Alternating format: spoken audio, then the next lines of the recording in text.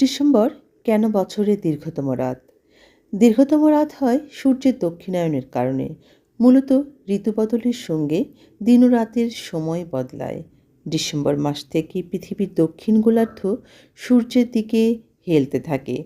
উত্তর গোলার্ধ চলে যায় অনেকটা দূরে। এ সময় উত্তর সূর্যের আলো ক্ষীণভাবে পড়ে।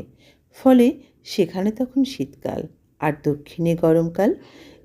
ডিসেম্বর দিনটিতে উত্তর গোলার্ধ সূর্যের থেকে অনেকটাই দূরে থাকে।